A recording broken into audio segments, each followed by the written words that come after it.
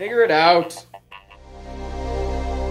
Hello, this is Adam Koralik with Figure It Out Productions. The following video is part of our Quick Shoot series. Hey guys, it's Adam here. So a bunch of people have been asking me what my thoughts are on the Xbox One and the PS4 and E3 in general. So I kind of want to talk about that, but I think that's going to take a while, and I don't know the length yet. You guys do. The length is available to you in the bottom there somewhere. So if you're not willing to stick around for that length of time, you're free to go. No hard feelings.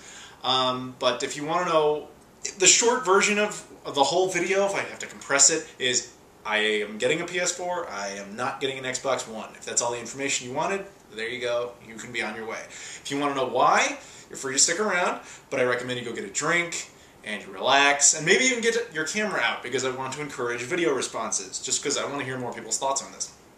But yeah, so go ahead, go get yourself a drink, and let's get started.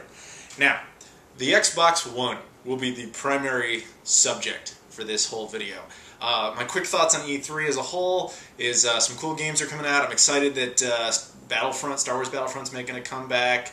I never really played Kingdom Hearts too much, but I'm excited that they're bringing that back just because it's a popular franchise. It's cool that EA is trying to redeem themselves a bit by giving us Battlefront now that they have the Star Wars rights, and by bringing out Mirror's Edge too, because a lot of people were really hoping for that. So kudos to them for trying to right the ship, essentially. Other than that, you know, I don't have a whole lot of opinions. Although at the time I make this video, Sega's conference hasn't gone on, and the Sega Spectrum thing hasn't gone on. That is not going to be a new console, okay? Although I guess there's no need to say that, because by the time this video is up, that'll already be public knowledge. So why even bother to address it? Okay, so let's talk about the meat of E3, which is the PS4 and the Xbox One. Now, the PS4 is easy to talk about because it isn't laced with bullshit, alright? I'm sure you guys have all seen that video by now of Sony sitting around talking about, like, how do you play your, how do you share games with your friends? You hand it to them, you're done, that's it. No online all the time requirement, region-free console, which is pretty awesome. PS3 had that as well. And you just, you know, can hand your games off to your friends. Used games are awesome. Which is, it's ridiculous that this is even an issue. But, of course, that brings us to the Xbox One.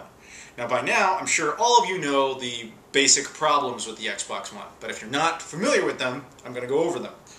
First off is the name. That is the stupidest name you could have even possibly come up with, Microsoft. Now, it's just a name. What's in a name?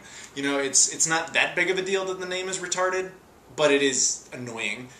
We've already had an Xbox One. Now we have to call it the original Xbox, which I already did, but that's just a stupid name. It's like Microsoft doesn't know how to count. You know, they start off with Xbox 360, giant leap forward. Xbox One, that's 359 less than their predecessor. You know, it's... And for a while there, they were talking about calling it the Xbox 8. It's like, Microsoft has no grasp of how numbers work. But that's just nitpicking. Please don't attack me on that. You know, a name's a name. It doesn't fucking matter. So moving on beyond that point, the things that do matter. Mostly it's the restrictive nature of the Xbox One that really bothers me. The always online requirement. Now, a lot of people will argue, and I don't know why they would argue this, but a lot of people will argue that, no, it's not online all the time. It only has to check in once every 24 hours. That's online all the time. Seriously, you have to be online all the time or the thing doesn't work. At maximum, you get 24 hours beyond that point where you last checked in. Now, that's annoying for a lot of reasons. Let's go with the short-term reasons for now. If you live in an area that does not have particularly good internet access, sorry, you're screwed, although you may not even be seeing this video. Now, believe it or not, I believe I read the percentage of people in the U.S., mind you, who do not have high-speed internet is somewhere around like 45%. That's a pretty high number. No, sorry, 35%. Is something like 35% do not have access to high-speed internet, or even what they would call decent internet, which means that's like 35% of the United States of America that they're saying, no, you can't buy this thing, because if you do, it'll be a box that lights up and nothing more. That's a pretty crappy business practice, Microsoft. Now, I'm not one of these people, and obviously you're not either, because you're able to watch this video. So good for you, but just try to imagine that. 35% of the country not being allowed to buy it, basically. Now, of the remaining percent, how many of those people live in like rural areas where they're not really going to be able to do it too often? You know, like their connection isn't necessarily constant or reliable, or even people of lower income, you know, who are, believe it or not, there are still people that are using 56K out there, guys. You know, it does happen, so those people, they can't use it either. I just don't understand the mentality that would say, let's make a console that a very small percentage of people will be able to consistently use. That is stupid. And I think it's because Microsoft is completely delusional on, like, how the internet works. Because they're Microsoft. They just live in a bubble and assume that, like, well, okay, everybody's got awesome internet access because we do. We invented the internet, pretty much. So, the idea is just so stupid. It also hurts anybody overseas, like in the U.S., we're still referring to specifically the United States. Think about our overseas military personnel who are on bases, agree with the wars or not, that's not the debate here. The idea is that the soldiers will not be able to use the thing after a day of combat or whatever they're doing. They come back to relax, oh, my console's a piece of shit, it won't work, because it can't connect to the internet out in a desert in Afghanistan. That's pretty crappy, again, but whatever. Now we have to look at the rest of the world. Now, by now, most of the world has internet access, I would believe, at least in the Western world. But there's definitely places where that's going to be a problem. Even in the Western world, like, you know, places like Canada, Australia, the UK, not by any means to demean your internet access. I mean, I'm not really confident ours is a whole ton better, but everyone has problems, and this is such bad branding on their part, because they're going to ship out this console that won't work in the majority of the world. That's just so stupid. I can't even wrap my head around how dumb that is. So, that's the first big problem with the immediate short term. Now let's look into the long term here. I want to emphasize this to anybody who doesn't already understand this. The Xbox One will become a toaster as soon as those servers go down. Okay? So the second Microsoft no longer supports the system, your system is junk. It does not work anymore forever. For the rest of human history, it will never operate again. Think about that. That's unprecedented in console gaming. The reason I have these consoles out here, I've got a couple of reasons, but one of them is to present the point that this is the Atari Jaguar and the Jaguar CD. By no means a good console. Nobody really likes this thing, but it's cool to have one. But the other thing about it is, imagine if this thing required a connection somehow back in 1993, and then Atari ceased production on it, which they obviously did, and they went under, and they no longer exist. This would be junk.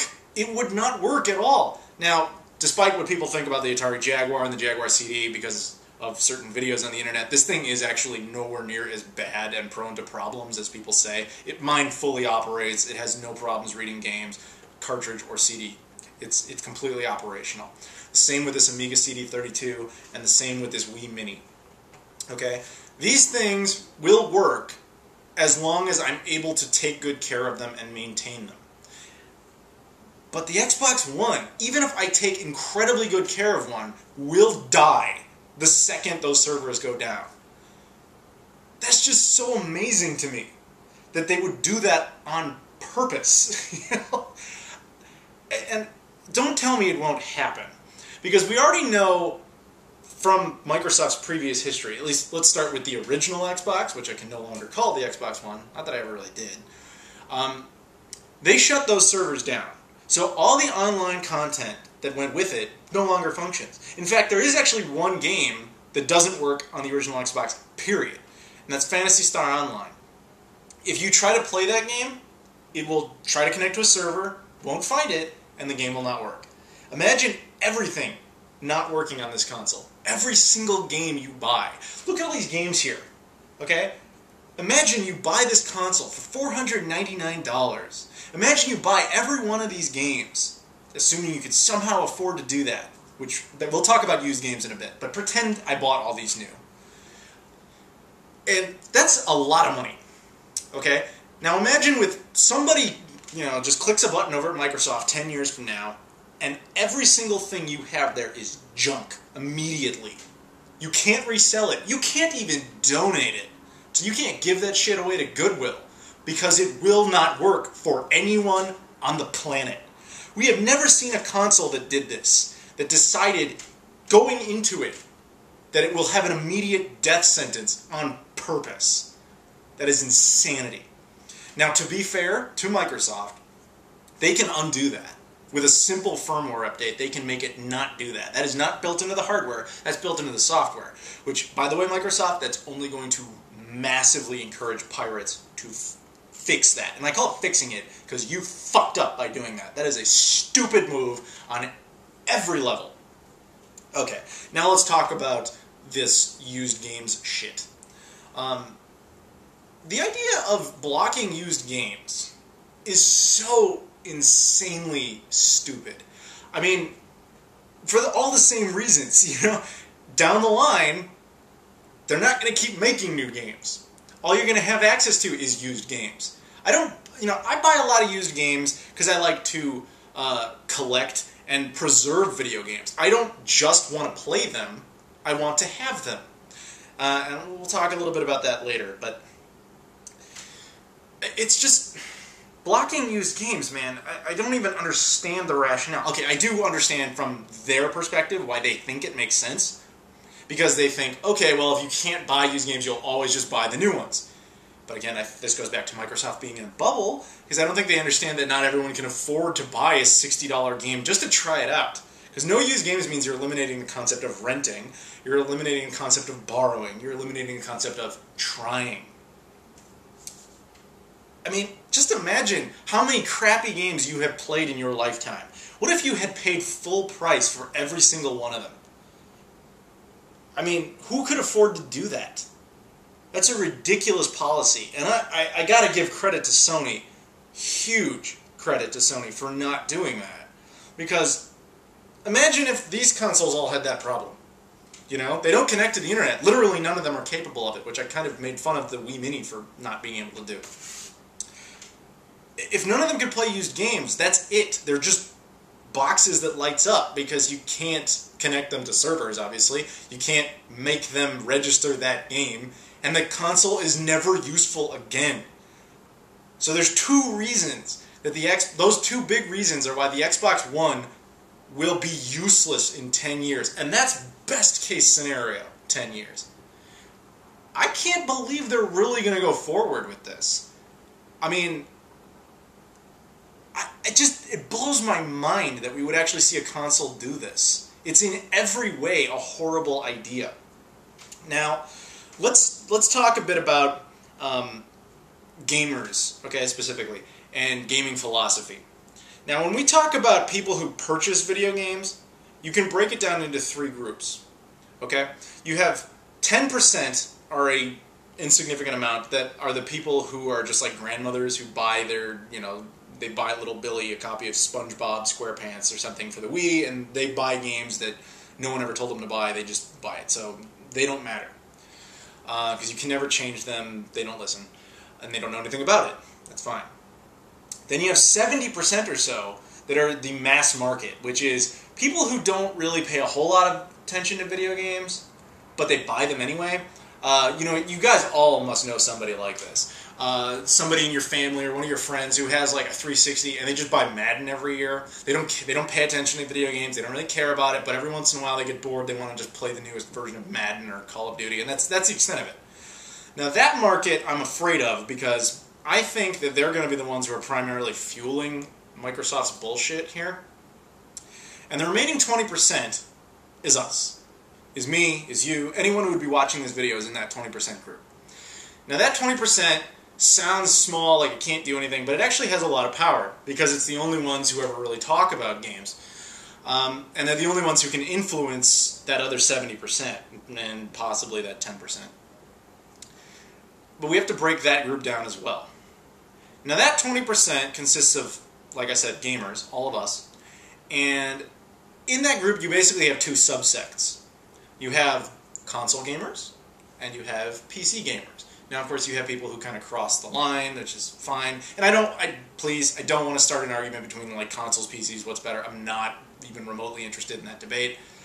But those two groups are of two very different philosophies on things.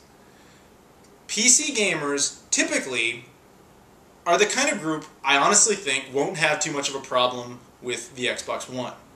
Now, I'm not a PC gamer at all. I don't hate PC gaming, it's nothing like that, it's just not for me. And the reason it's not for me is the same reason the Xbox One is not for me. I don't like the idea of a console, or a PC in this case, being a gaming utility that is strictly based on the parameters of renting things. Now that's really all that PC games and Xbox One games are, is essentially a rental service. Take, for example, Steam. Steam, you know, people are like, oh, I love it, you know, all the deals, the great bargains. It's like, okay, you're not buying anything. You understand that, right? You're renting things. You're just renting the service of Steam, and that allows you to download Assassin's Creed, and then you can play it for like $1, okay? You don't own that. You can only use it as long as you have the service. Whereas I can buy a game and have it forever. At least as long as I live and I don't destroy it or give it away or whatever. It's completely my choice. I can have my copy of Phantasy Star Universe for as long as I want it. But the problem with something like the Xbox One is they're kind of taking that PC rental philosophy and applying it to consoles. And we've really never seen that, save for one exception. Now, this is probably something most people won't really immediately relate to, but maybe some of you will. When I was a kid, I used to go on a bunch of vacations with, you know, family vacations, and every once in a while we'd go to like a hotel that would have a like a built-in video game system. You know, it wasn't like a Genesis or Super Nintendo or anything. It was just like a controller that was attached to the TV. And what they would do is you could go on their like network on their TV, and you could essentially rent like, you know, you could pay like $4.99, and it would let you have access to like their game library, and you'd like see all these tons and tons of games. And the controllers usually look a lot like a Super Nintendo controller, and it would usually have Super Nintendo games, Genesis games, a lot of stuff.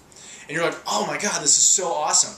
And you would play it, you know, for like $4.99, whatever, and then it only lasts for about a half hour, and then it shuts you out of the game.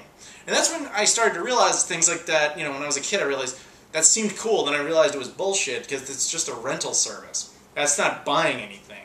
And that's kind of what the Xbox One is. You have to go into the Xbox One fully understanding on day one that you don't own anything. You paid $499 for a rental service. That's all you did. The Xbox One is simply the electronic device that receives the rental service. And the games are just installation discs. I mean, Microsoft has said it themselves. As soon as you install it, you don't even need the disc anymore. And that's why you can't really resell them or anything, because it's just a rental service. You can't even play games off the disc, which is just so wrong for console gaming. For PC gaming, that's fine. And the reason I say that's fine for them is because they're of a different philosophy than, say, myself or maybe other console gamers. PC gamers, and I don't want to start any kind of flame war. I'm not saying one is better than the other. Everybody has, you know, different philosophies on how this kind of thing should work. The PC gaming philosophy is typically that I have a game, I don't care if I'm renting it or whatever, I want to download, let's say, Bioshock Infinite. There's nothing wrong with downloading Bioshock Infinite off of Steam, playing through the whole game and saying, alright, I played the game, I'm good, I don't need to play this anymore. You know, PC gamers tend to look at it like, I just want to play the game to get the experience and I want to move on. That's fine. That's just not how I am. I'm the kind of person who likes to watch movies over and over again. I like to watch the same shows over and over again. I like to, you know, read the same books over and over again. I like to play the same games over and over again. I like to own those things and have them. You know, that's why I would even have these obscure consoles. Alright? That's why I would have an Amiga CD32. That's why I would have a Jaguar with a Jaguar CD. That's why I would have a goddamn Wii Mini. It's just because I like to have things and collect things and preserve our history, you know? Gaming history. And the concept of like PC gaming and Xbox One is like the exact antithesis of that. And like I said, there's nothing wrong with that. If that's how you like your games, then by all means, have at it. But just understand that all that is a rental service, and that's fine. It's kind of like when you rent Netflix. You know, you use the digital streaming service. If you were to watch, you know, The Dark Knight, if you were to watch that on Netflix's digital streaming service, you wouldn't say you own a copy of the movie. You watched it on Netflix, and you have access to it, and that's wonderful. But you don't own it. You have to actually have a DVD or a Blu-ray to own it. Same basic philosophy.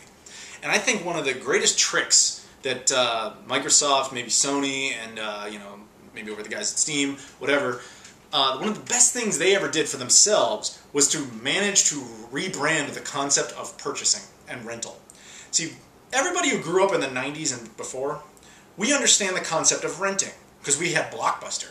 We understood. You go into the store, you rent a copy of, you know, Sonic the Hedgehog, you take it home, you have it for like 5 days, you play it, and you return it. You understood fully that that was not yours. I fear for the millennials, okay? The kids, basically anyone born after 2000. I fear for you guys, because you guys don't seem to understand that. At least that's been my general impression. Because you didn't have Blockbuster. Netflix drove them out of business, really. So I fear that you guys tend to think, and it's not really your fault, it's just the way you've been educated as far as mass marketing goes, that when you get something off of Steam, or a digital game off of Xbox Live, or PSN, whatever it is, that you own that. You don't own that. It's just a service, and it only works as long as the company allows it. And companies have a massive track record of screwing over customers. It's what they do. It's how they make money. That's the entire basis of how a company operates. So when servers go down, all those games go with it. Now let's take a small example. Both Microsoft and Sony have confirmed that on their next consoles, backwards compatibility, not there, and all those games you downloaded for like Xbox Live Arcade and PSN, they don't carry over either. Now, backwards compatibility, it sucks they got rid of that. I'll talk about that in a bit, I guess. But the digital gaming thing, I don't support digital gaming under any circumstances. Shenmue 3 could come out on digital only, and I still wouldn't buy it. And it's because again, you don't own it, you know. And with PSN, for example, PlayStation Plus, right? You have to download, you have to have PlayStation Plus, and then they give you all these, you can buy all these games, but they only work as long as you're a member. That's trapping your customers. That should be illegal. But people buy it anyway. And you don't own it. And as soon as they shut down those servers, which will 100% happen, it will, all those games you purchased are gone. So just understand that those are not purchases, they are rentals. And if you go into it understanding it's a rental, then that's okay.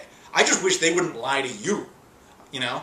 And I feel bad that people get duped, you know? I do. And I'm sure people are going to attack me and be like, oh, no, that's me buying it. It's not. It's a rental, sorry. But, yeah, I really wish that they would stop doing things like that. But so that brings me to the next point. If you want them to stop doing things like that, don't buy the Xbox One. The Xbox One, I mean, okay, as pointed out already, I have an Amiga CD32, a system that was never even released in the United States. Came out, it mostly only did well in the UK, had a very small release in Canada, never came out here. I have an Atari Jaguar. An Atari Jaguar CD, considered to be one of the worst game consoles ever made. Also the last game console ever manufactured in the United States. And the Wii Mini, well, I did an entire video on this thing. This was released in Canada first. That's the only way to get the NTSC model, or the American model, and then was released later in Europe and other parts of the world. Never released in the United States, but I still have one. And you know why? Because I like to own things that I could use. The Xbox One, though, is the first console in my lifetime, or before, that I am actively choosing never to purchase. And that kills me to say that. Now, make sure you guys understand. I don't own every game console. No one in the world does. And if you think someone does, you're crazy, because you have no idea how many game consoles actually exist. I mean, how many of you even knew all three of these existed? And there's clone systems out the ass all over the world that you've never heard of. I've never heard of them. There's a ton of them. So nobody owns them all. Not even Gamester81. That guy has like a ton of things, and he doesn't even come close. He'll even be like the first to admit it. It's not possible. But that doesn't mean I wouldn't welcome having them. Okay? because in theory, as long as I keep it operational, I can always use it.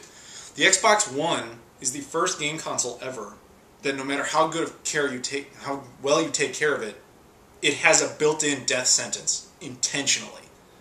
So you can't collect for it, you can't preserve it, which means someone like me, who is the opposite of a PC gaming philosophy, which, as I already said, are people who just like their games, then they want to move on. The other philosophy typically is people like myself. And I'm fully aware I'm in the minority here. I get it. But people like me like to be able to buy a console and keep the console and keep buying games for the console years after it's over. I still go out, you guys, some of you at least, watch my show Playload, where I show you guys pickups I picked up every month. That show, if in a world where Xbox One was the only console, would not be possible. Because I couldn't buy things for it years down the road. You know, I still buy new Genesis games. I still buy new Sega Saturn games. I still buy new PS1 games. I buy stuff. I like to do that. It's part of gaming to me. And Microsoft has essentially taken that away. Fuck you, Microsoft. I won't buy your shitty fucking console. That's just the way it is. Microsoft has done something I didn't think was possible. I have never liked Sony. I've been very clear on that for a long time. That I do not like what they did to video games. And this could be a whole video on itself, but I'll give you the very abridged version. Sony entered into the video game market that was primarily consistent of video game companies, Nintendo, Sega, Atari, to a lesser extent Atari, to a lesser extent SNK, but all video game companies. That's all they do is make game consoles and games. They entered that market and destroyed it. And when I say, destroyed might be an intense word, but they basically drove, first of all, they drove Atari and SNK out, which, to be fair, would have happened anyway. But then they drove out Sega, which was a really hard thing to forgive them for, because with that, they basically set the groundwork, the ground model, for all of this horribleness to continue. Which is now why we have an electronics company and a computer company that make game consoles that don't know anything about gaming. And they continue to insist to not know anything about it. And I can't even believe that Microsoft was able to get me over that. Okay? I now like Sony, at least over Microsoft. Which is, I never thought as a Sega fanatic I would ever be able to say that. But it's true. At least Sony has gone out of their way and been like, okay, we're not getting rid of used games. We're not doing any of the online crap. We're gonna, have it be region free, which never that big of a deal to me. But it's cool of them to do it. And they're actually gonna focus on making games, or at least funding games, because they don't make them themselves, but they do fund it. So props to them for that one. But Jesus, I can't believe everything that Microsoft has decided to do with this console. If you can even call it that. I don't know. Suddenly the Wii U is looking pretty good. Now, I have a Wii U, and I like my Wii U. I just wish there were games for it. I've bought one at launch. I still have the same 2 games because they really haven't added anything to it. And their press conference was today, at least at the time I'm recording this, and they added some stuff, but nothing, that we weren't kind of already expecting. Oh, new Super Smash Brothers. Duh. I don't know. I'm really afraid of where gaming is going, to be perfectly honest with all of you. So, I don't know. I don't know how much longer gaming in its conventional sense is going to last. At least console gaming. Which bothers me, because like I said, I'm not of that PC philosophy where I can play the game like once and then move on. That's just not who I am. But I understand that I'm in the minority, and I just wanted to give you guys my feelings on that, because I don't like anything they're doing. So, another thing is that I know you're not watching Sega. I know you're not watching at all. You probably don't even know I exist, but please make Shenmue 3. Now, I know we're not going to just go off on, Shenmue 3, it's got to happen, but, this may be the last generation that it's even possible. At least by conventional standards. And it would have to be on the PS4. Because if it seems at least if they continue this trend, that the next console wave will be an all-digital wave. And that's when I say goodbye to gaming. And for the reasons stated earlier. And that sucks. But, you know, my classic consoles, as I pointed out, will still be there.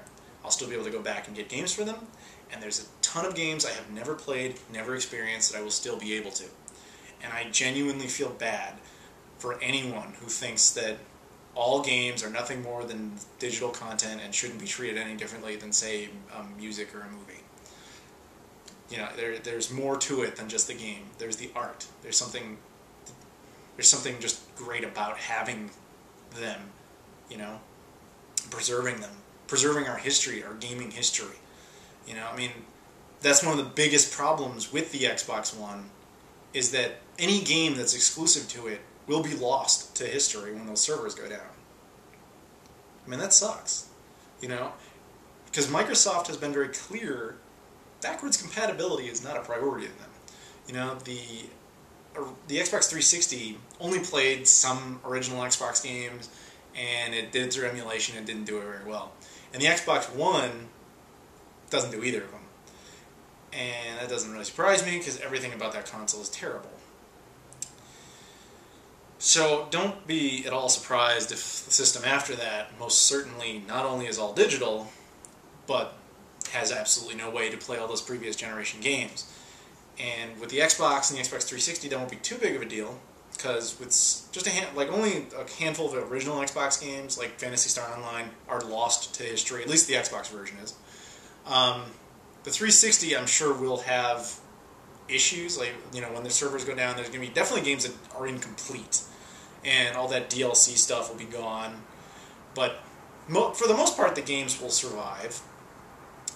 But Xbox One games, you know, like Halo 5, that's a Microsoft exclusive to the Xbox One. And when the servers go down, it's gone forever. Your disc will be worthless. And I hope you understand, going into your purchase in November, when you have a choice between, well, you already have the choice of the Wii U, but you also have the choice of the PS4 and the Xbox One. I hope you understand that going into that, the Wii U will be around for years. As long as you take care of it, it'll be there for you when you're older, and you can always use it. Same with the PS4 and all the games on its library. But the Xbox One, 10 years from now, when this beard's all the way to the floor, I'm not growing it that long, but 10 years from now, your rental service has expired. Please throw away your, I don't know, $2,000 worth of content, because you have to buy every game brand new.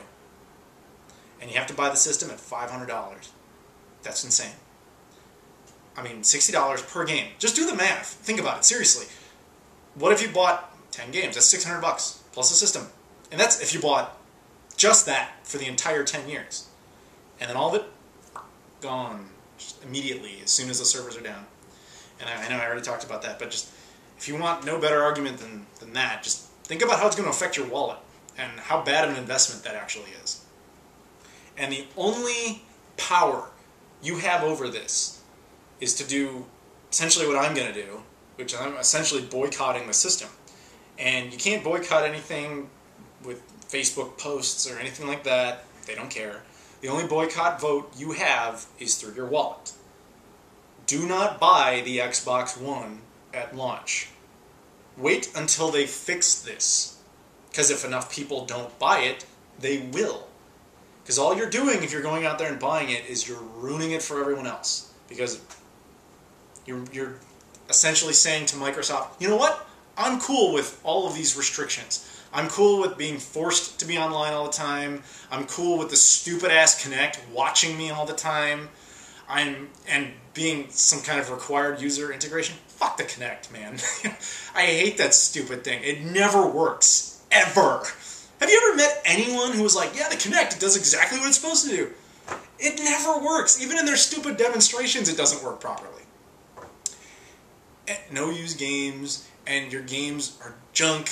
You know, after you install them, you can't sell them unless you go to, like, verified retailers, what they call, well, I think GameStop's going to be a verified retailer who can take back used games. But understand, your used games will not have the same value. because they have no competition. What that means is GameStop was already notorious for ripping people off. You know, if you buy a $60 game and bring it in, they'll give you $35 in like store credit. Well, that's because you have the option of going to other places, so they have to give you something.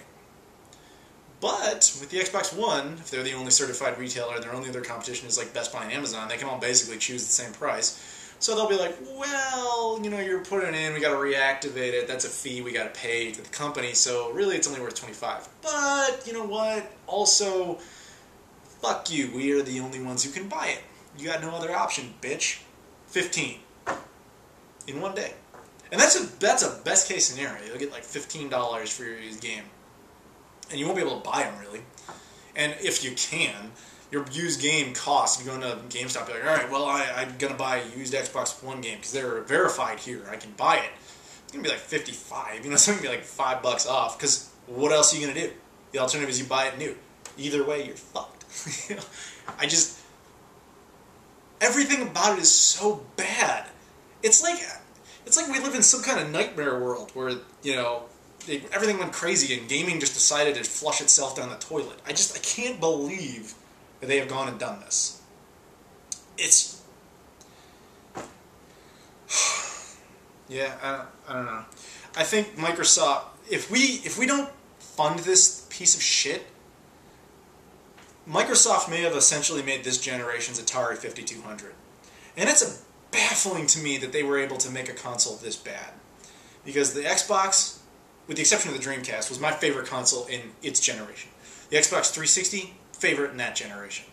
Xbox One, first game console I will never be interested in purchasing in my life. And as I said, I own a fucking Jaguar CD. There you can see my PS4 order. Alright, yeah, I went ahead and ordered that on Amazon already. And no, I did not buy an Xbox One, nor will I ever buy an Xbox One as long as these idiotic policies are still in place. And I'll say this right now, all of you know how much of a Shenmue fan I am. If Shenmue 3 came out exclusively on the Xbox One with these policies in place, I still wouldn't buy one. Yeah, I'm that fucking serious about how much I hate these moronic ideas that they are trying to force down our throats. And it's only going to get worse and worse and worse if you allow it to. You want to make a difference? Don't buy this, and that's the only way to tell them that you don't approve. And trust me, if the money isn't coming in, they will change their policies, and they will spend the rest of that generation trying to catch up. They're going to repeat what Atari did. They made this generation's Atari 5200, which is like one of the only consoles out there you still can't play. Not for the lack of the console itself, but because the controller doesn't work, but essentially because the machine does not work down the road. It's not backwards compatible, which is a big problem, which a lot of people expected, much like people expected with the Atari 5200. And it's big, which is a problem, I guess. I don't really care too much about the size, but it is inconvenient.